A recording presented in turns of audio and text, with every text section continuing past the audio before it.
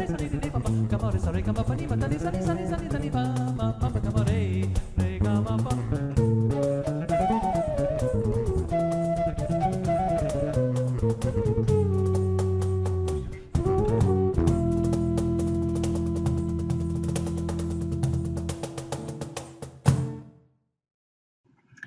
folks, Garden Coach Deb here with another garden tip. Well, actually a little bit more of a discussion than a garden tip. In this video, a little longer than some of the other videos that I've been making for you guys, I really want to look at what are the reasons why should we be gardening organically.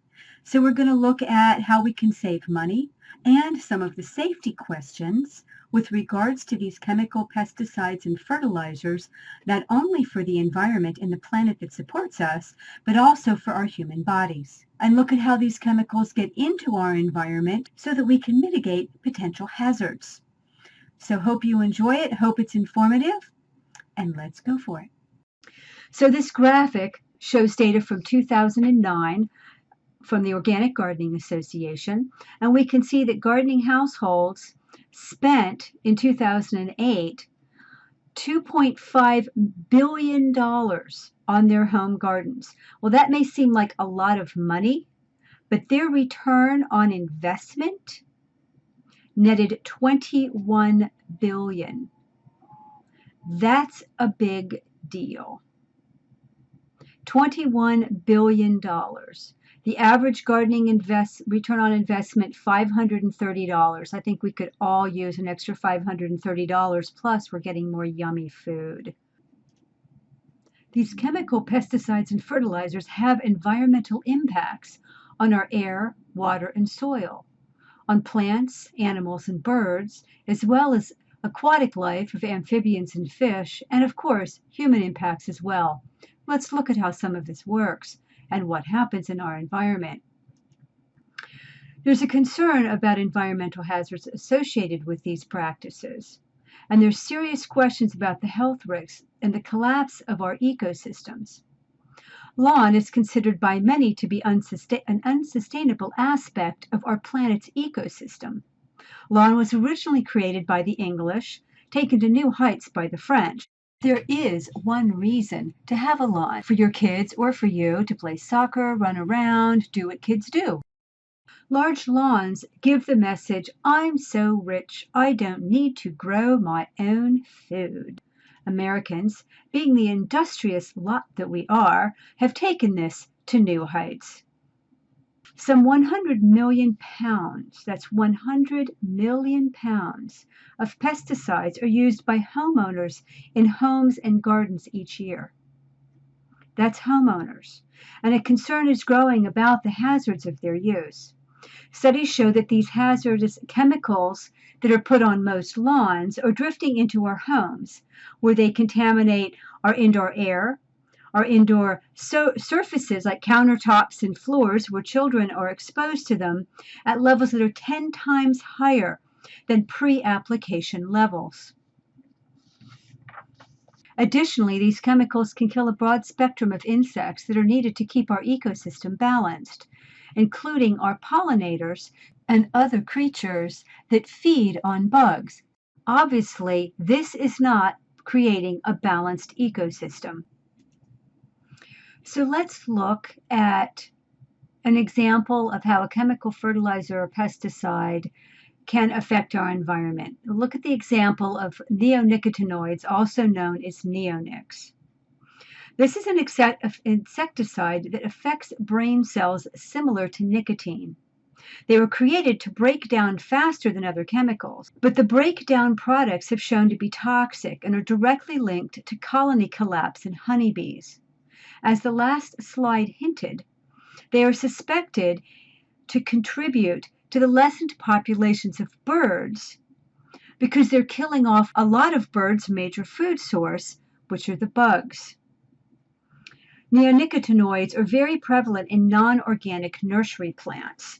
There was a study, including food plants, there was a study done in 2013 testing plants at various Home Depots and Lowe's across the United States in 5 different cities, one of them being Washington, D.C., the area from which I'm gardening and speaking to you.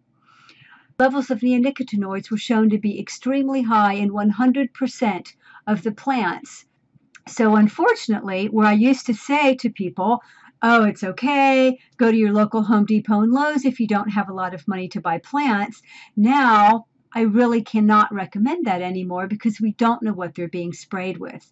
You can ask your local nurseries what the source of the plants are and what they're being sprayed with. Unfortunately, in most cases, they're not going to be able to give you the answer.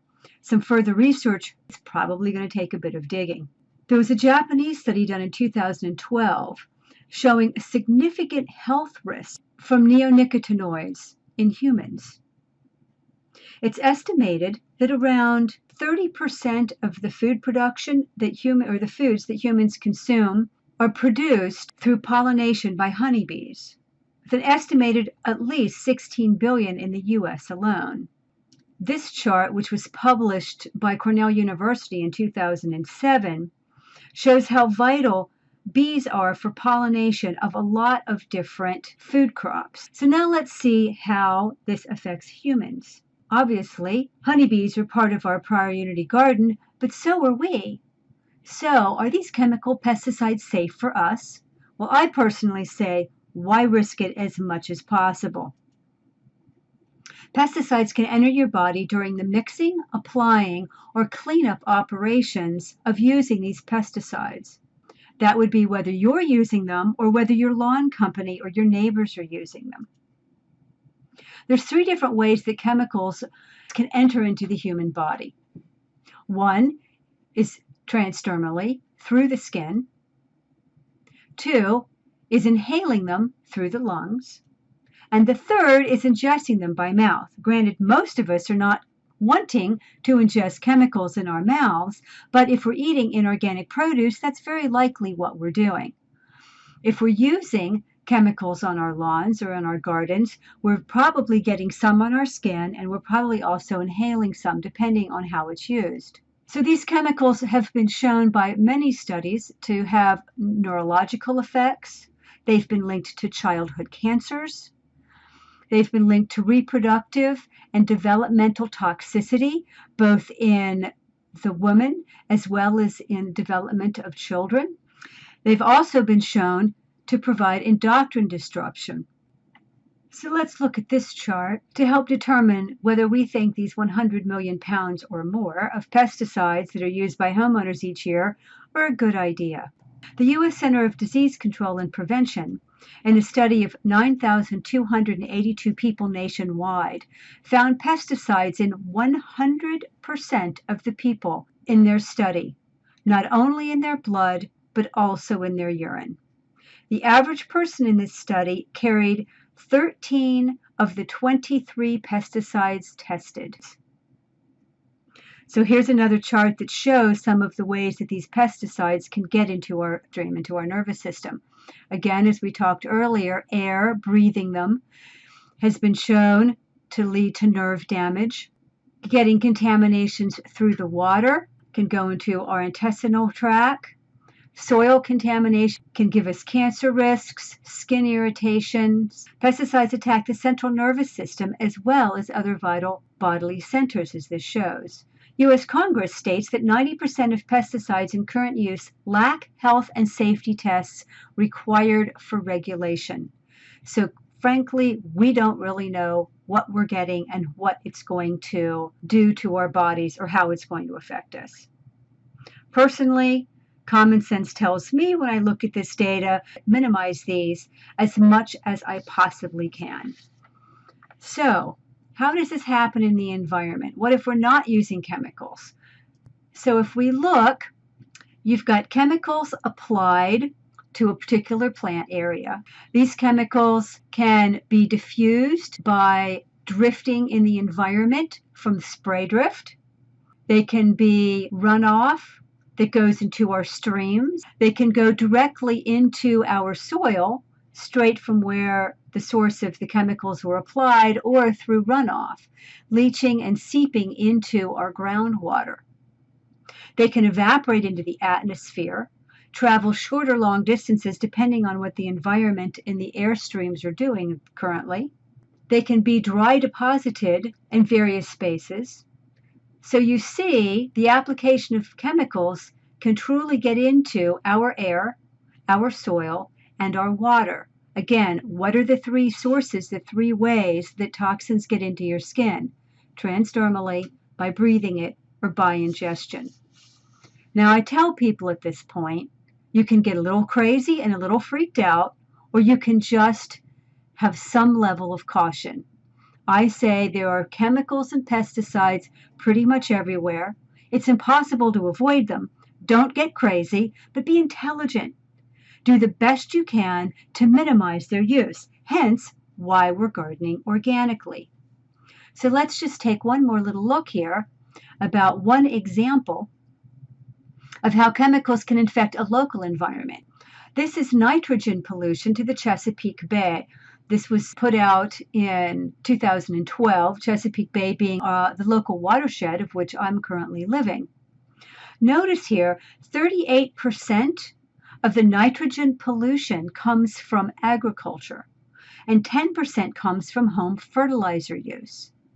Now, nitrogen, causing nitrogen blooms in an area like the Chesapeake Bay, is what shuts out wildlife. It takes the air and the oxygen out of the water, killing off a huge amount of, fish and various things in your water.